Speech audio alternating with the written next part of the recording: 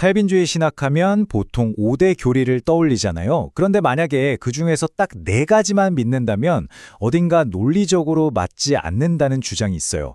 오늘은 바로 그 아주 흥미로운 주장, 신학자 존 핸드릭스가 소위 4포인트 칼빈주의자들에게 던지는 날카로운 질문을 한번 제대로 파헤쳐 보겠습니다. 자, 이 주장을 제대로 따라가려면요. 먼저 4포인트와 5포인트가 근본적으로 뭐가 다른 건지부터 짚어봐야겠죠. 그리고 나서 저자의 도발적인 핵심 주장이 뭔지 살펴볼 겁니다. 그 다음엔 그의 논리가 어떻게 은혜와 그리스도를 착 달라붙게 연결하는지, 그리고 왜 이 둘이 사실은 동전의 양면과 같은지를 알아볼 거고요. 마지막으로 남은 궁금증들을 좀 다루고 이 모든 걸 아우르는 그리스도 중심의 결론으로 마무리하겠습니다. 자, 그럼 첫 번째 단계로 들어가 보죠. 4포인트와 5포인트, 이 둘은 대체 뭐가 그렇게 다른 걸까요? 모든 논의의 출발점인 이 핵심적인 의견 차이부터 명확하게 정리하고 넘어가겠습니다. 여기 보시면요. 전통적인 5포인트 칼빈주의하고 4포인트 칼빈주의는 사실 대부분의 교리를 공유해요. 전적 타락, 무조건적 선택, 거의 모든 것에 동의하죠. 그런데 딱 하나, 아주 결정적인 차이점이 있습니다. 바로 속죄의 범위에 대한 생각이에요. 4포인트 주의자들은 그리스도의 속죄가 제한되지 않았다, 즉 무제한적이라고 주장하는데 바로 이 지점에서 모든 논쟁이 시작되는 겁니다. 그럼 5포인트 주의자들이 말하는 제한 속죄라는 게 뭘까요? 아주 간단히 말하면 그리스도의 십자가 죽음이 구원이라는 그 효력 면에서요, 처음부터 오직 선택받은 사람들만을 위한 것이었다는 믿음입니다. 모든 사람을 구원할 능력은 충분하지만 그 의도 자체는 선택된 자들에게 한정되었다는 거죠. 4포인트 주의자들은 바로 이 제한된 의도라는 결념에 동의하지 않는 거고요. 그런데 여기서 아주 중요한 공통점이 등장합니다. 바로 불가항력적 은혜라는 교리인데요. 이건 하나님이 구원하기로 작정한 사람은 그 은혜를 절대로 거부할 수 없다는 거예요. 놀랍게도 4포인트와 5포인트 주의자 모두 이 교리를 받아들입니다. 그리고 바로 이 공통된 믿음이 앞으로 펼쳐질 저자의 논증에서 가장 중요한 열쇠가 되거든요. 이 개념 꼭 기억해 두셔야 합니다. 자, 이제 본격적으로 저자의 도발적인 주장으로 한번 들어가 보겠습니다. 그는 4포인트 주의자들에게 정말 날카로운 질문을 던지는데 아마 처음 들으시면 꽤 놀라실 거예요. 존 핸드릭스가 이렇게 말합니다. 저는 그들을 그냥 비일관적이라고 부르고 싶습니다. 왜냐하면 그들 대부분이 자신도 모르는 사이에 이미 제한 속죄를 믿고 있다는 걸 쉽게 증명할 수 있기 때문입니다. 정말 대담한 주장이죠. 핸드릭스의 논점은 4포인트 주의자들이 틀렸다는 게 아니에요. 오히려 그들의 신령 체계 안에 이미 제한 속죄의 논리가 숨어 있다는 겁니다.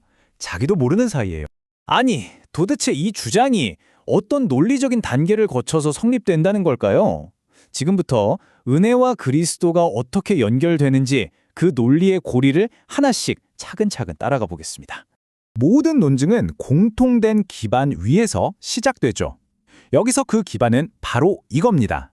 4포인트든 5포인트든 칼빈주의자들은 모두 앞에서 봤던 그 불가항력적 은혜가 오직 선택받은 소수에게만 주어지는 특별한 선물이라는 데 동의한다는 사실이죠. 모두에게 주어지는 게 아니라는 겁니다. 그리고 이 공통된 기반 위에 저자는 결정적인 전제 하나를 더합니다. 그건 바로 구원과 관련된 모든 영적인 축복은 예외 없이 그리스도의 사역을 통해서만 온다는 거예요. 따라서 그리스도를 빼놓고 은혜만 따로 떼어서 생각하는 건 말이 안 된다는 거죠. 핸드릭스는 이 주장을 뒷받침하기 위해 성경을 인용하는데요. 요한복음 16장 7절에 보면 예수님께서 직접 말씀하시죠. 내가 떠나가야만, 그러니까 십자가 사역을 완성해야만 성령, 즉 보혜사가 너희에게 올 수 있다고요. 다시 말해서 성령의 사역은 그리스도의 사역에 철저히 의존하고 있다는 아주 강력한 증거인 셈입니다. 자, 이제 이 조각들을 한번 맞춰볼까요? 논리적 연결은 이렇습니다. 첫째, 4포인트 주의자들도 동의하듯이 불가항력적 은혜는 오직 선택된 자에게만 주어집니다. 둘째, 이 은혜는 성령께서 주시는 선물이죠. 셋째, 방금 성경에서 확인했듯이 성령은 그리스도의 죽음 덕분에 우리에게 오셨습니다. 그렇다면 최종 결론은 명확해지죠. 그리스도의 죽음은 선택받은 사람들을 위해서 불가항력적 은혜라는 특별한 혜택을 확보한 겁니다. 그리고 이건 다른 말로 하면 뭐죠? 바로 제한 속죄의 정의와 정확히 일치하는 거죠. 이 논리의 흐름을 쭉 따라가다 보면 저자가 말하는 이 주장의 절정에 이르게 됩니다. 바로 4포인트 주의자들이 피할 수 없는 딜레마, 동전의 양면과 같은 그런 상황 말입니다. 핸드릭스는 불가항력적 은혜와 제한 속죄가 사실은 똑같은 축복을 그냥 다른 관점에서 바라보는 것일 뿐이라고 비유합니다. 말 그대로 동전의 양면과 같다는 거예요. 하나는 성령의 사역에, 다른 하나는 그리스도의 사역에 초점을 맞추는 것일 뿐 본질적으로는 분리할 수 없는 하나의 구원 사역이란 뜻이죠. 그래서 4포인트 주의자들은 선택의 기로에 놓이게 됩니다. 첫 번째 선택지는 논리적 일관성을 택하는 거예요. 불가항력적 은혜를 믿는다면 그 은혜를 가능하게 한 그리스도의 죽음 역시 선택된 자들을 위한 특별한 목적이 있었다는 것, 즉 제한 속죄를 받아들이는 거죠. 두 번째 선택지는 논리적 모순을 그냥 감수하는 겁니다. 불가항력적 은혜는 그리스도의 속죄와는 아무 상관없이 주어지는 별개의 혜택이라고 주장하는 거죠. 핸드릭스는 대부분의 신학자들이 후자를 택하지는 않을 거라고 봅니다.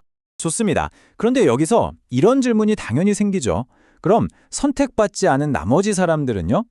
그리스도의 속죄가 그들에게는 아무런 의미가 없는 걸까요? 이 미묘한 부분을 한번 짚어보겠습니다. 그러니까 그리스도의 죽음이 선택받지 않은 사람들에게는 정말 아무런 혜택도 주지 않았다는 뜻일까요? 꼭 그렇지는 않습니다. 저자는 구속적인 혜택과 보편적인 혜택을 구분해야 한다고 말하는데요. 그리스도의 죽음이 모든 인류에게 구원과는 직접 관련 없는 그런 일반적인 혜택들을 제공한다는 겁니다. 예를 들면 모든 민족에게 복음이 전파될 기회가 주어지고 하나님의 즉각적인 심판이 유예되고요. 또 사회의 극심한 타락이 억제되고 구원에 이르지는 못하더라도 수많은 사람들이 일반 은총의 선물들을 누리게 되는 거죠. 이런 구분이 최근에 만들어진 아이디어는 아니에요. 이미 수세기 전 신학자 프란시스 투레틴도 비슷한 말을 했습니다.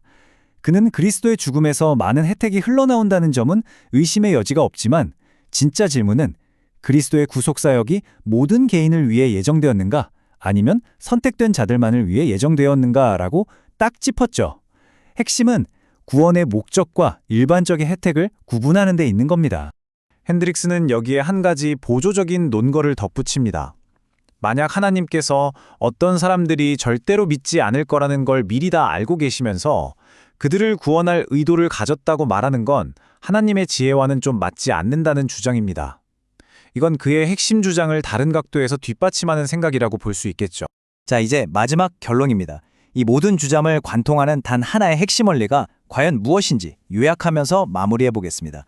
결국 저자가 말하는 4포인트주의의 논리적 비일관성은 바로 이 지점에서 비롯되는 겁니다.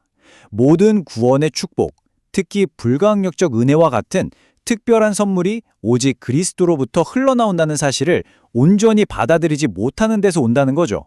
모든 구원이 그리스도의 공로에 기반한다는 이 그리스도 중심적 관점이야말로 이 전체 주장의 심장부라고 할 수 있겠습니다. 이 신학 논쟁은 우리 모두에게 어쩌면 더 큰 질문을 던집니다. 바로 우리 자신의 신념 체계에 대한 질문이죠. 내가 굳게 믿고 있는 한 가지 생각이 혹시 내가 미처 깨닫지 못한 다른 생각과 논리적으로 충돌하고 있지는 않을까요? 한 번쯤 깊이 생각해 볼 만한 질문인 것 같습니다.